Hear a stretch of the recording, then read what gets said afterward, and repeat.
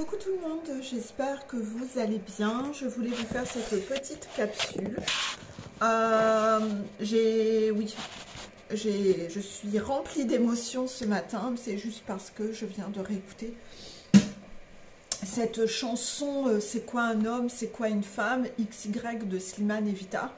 Et cette chanson me prend aux tripes, mais un truc de cinglé. Vous savez que je suis allée le voir en concert, je vous ai repartagé des vidéos sur mon YouTube. Et c'est vraiment la chanson qui arrive à me cueillir. Qu'est-ce que j'appelle me cueillir? C'est réussir à me faire pleurer, me happer. Et je crois que j'ai dû écouter cette chanson à ce concert en étant comme ça.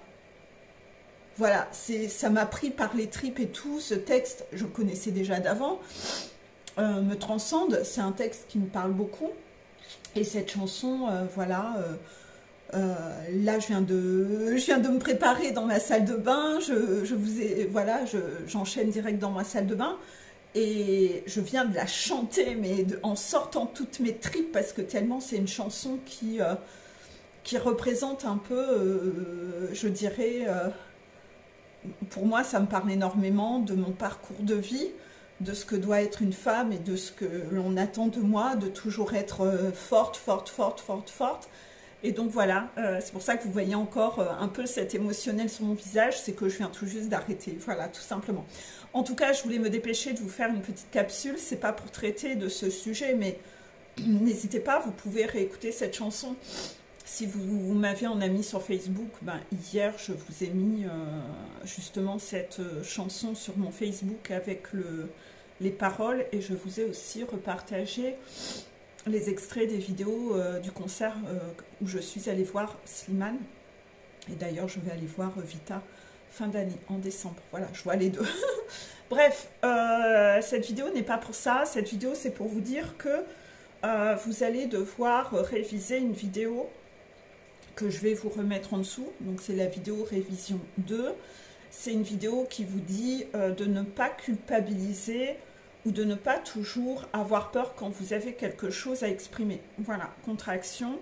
Vous allez devoir revoir cette vidéo parce qu'il y a des moments où vous ne verbalisez pas certaines choses alors qu'en fait, vous devriez les verbaliser. Donc, vous ratez vos défis à cause de croyances limitantes, contractions, où vous vous dites que ce n'est pas bien de le faire. Vous mélangez un peu tout. Déjà, il y a souvent, je sais pas, c'est votre blessure, c'est toutes vos blessures qui se ressortent, et en fait, c'est pas la même blessure en fonction des gens parmi vous.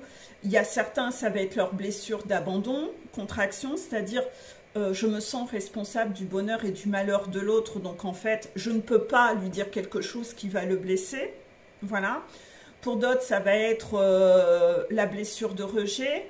C'est le côté fuyant, j'ai peur d'exprimer les choses car j'ai peur d'être rejeté, et le fuyant, il a peur de passer pour la personne qui rejette. Donc au final, il choisit souvent la fuite, mais finalement, il rejette quand même autrement, mais pas par la parole. Donc en fait, voilà, je te rejette avant d'être rejeté.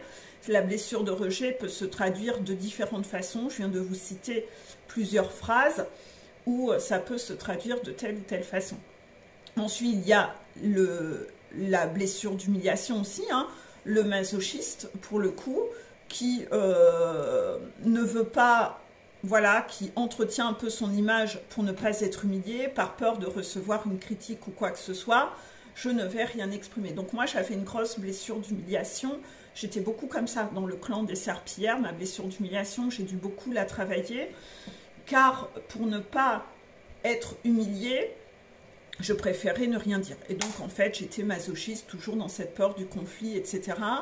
Il y a aussi la blessure de trahison, c'est votre mécanisme contrôlant pour contourner votre peur. Donc, moi, ça se traduisait aussi par ça. Et puis ensuite, il y a le rigide, où le rigide, lui, ne veut pas avoir l'air injuste avec qui que ce soit. Donc, en fait, il fait les choses un peu en mode robotisé. Le rigide, il réfléchit pas beaucoup de par lui-même, c'est juste un applicateur qui duplique ce que les gens lui ont dit. On lui a dit éventuellement un jour qu'il ne fallait pas ci, il ne fallait pas ça. Donc en fait, lui, il applique bêtement sans remettre en question ses croyances. Voilà. Donc en fait, ça peut traduire n'importe quelle de vos blessures. Et au fur et à mesure de votre montagne, ça peut être à un moment de votre montagne, telle blessure qui ressort. Et quand vous l'avez travaillé, finalement, vous restez dans ce mécanisme à cause d'une autre blessure. Et ce mécanisme peut rester un certain temps. Il va falloir vraiment nettoyer toutes les blessures pour sortir de cette culpabilité à exprimer les choses quand vous avez quelque chose à exprimer. Vos guides vous poussent à exprimer quelque chose. Si vous êtes en coaching avec moi, on y travaille au cas par cas. Si vous avez appris à utiliser un pendule, vous pouvez toujours sortir votre pendule et demander « Est-ce que là, j'ai un défi où je dois exprimer quelque chose à quelqu'un ?»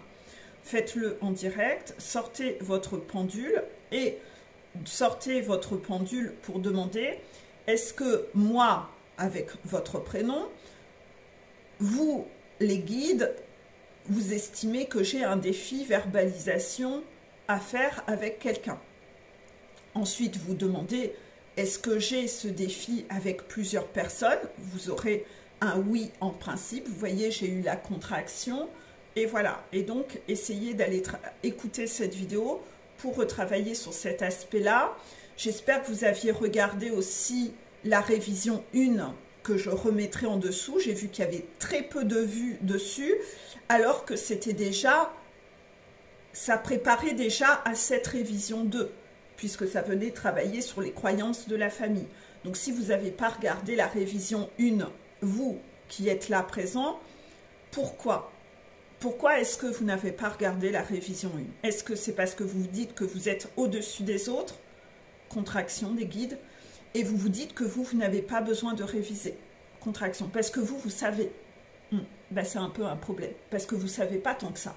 Vous loupez des défis et vous avez besoin d'aller réécouter cette vidéo, contraction. Sortez donc dans ce cas-là votre pendule, pour ceux qui ne l'ont pas écouté, et demandez si vos guides estiment que vous êtes trop dans l'ego, vous aurez un oui, et si vous avez bien fait de ne pas regarder cette vidéo, vous aurez un non. Est-ce que vos guides vous conseillent d'aller la revoir? Vous verrez que vous aurez un oui. Voilà, donc là, humilité, il y a des gens qui sont quand même beaucoup dans cet ego du je sais, c'est les rigides, ça... qui n'ont pas encore cette humilité de réécouter une vidéo plusieurs fois. Non. Pourquoi? Bah sûrement par manque de temps. Mais regardez encore, la capsule d'hier disait de prioriser les choses et de savoir prioriser. Et souvent, le rigide, il fait les choses comme il a l'habitude de faire, comme il a toujours fait. Donc, il a un peu du mal à réorganiser ses priorités, et ça, il y a déjà eu plusieurs capsules dans le labyrinthe 2 qui parlaient de ça.